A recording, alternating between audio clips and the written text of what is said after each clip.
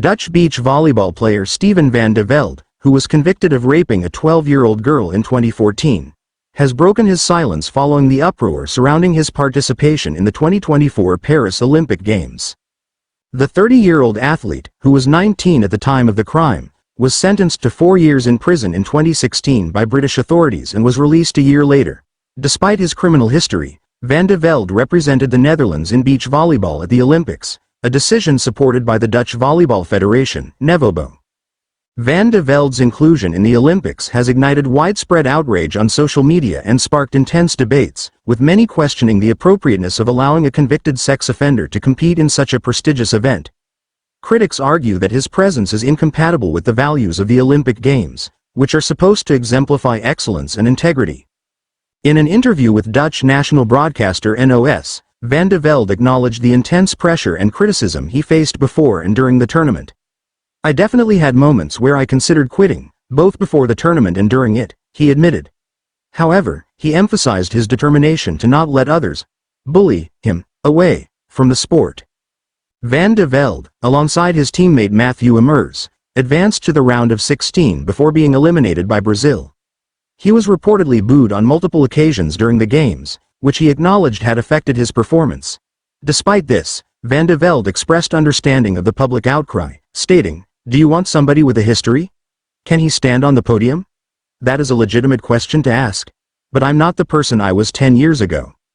He continued, "I can't change what people think of me. Someone can hold me responsible forever for what happened, and that's okay because that's what it is. It is their right, so I accept that."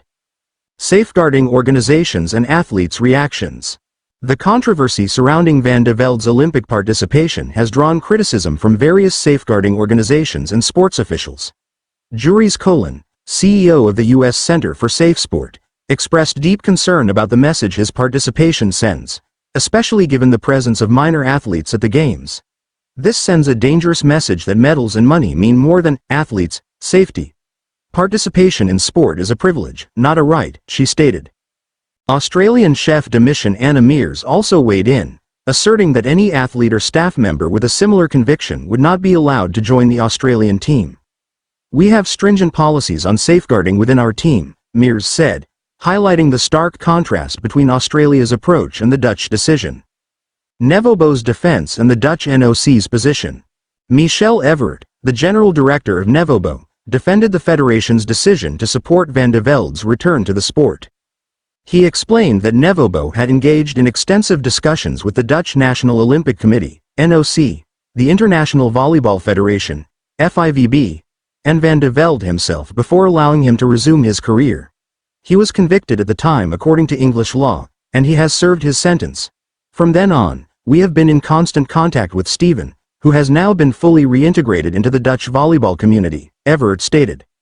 Nevobo and the Dutch NOC further justified their decision by pointing out that experts consulted during the process deemed van de Velde's risk of reoffending to be nil.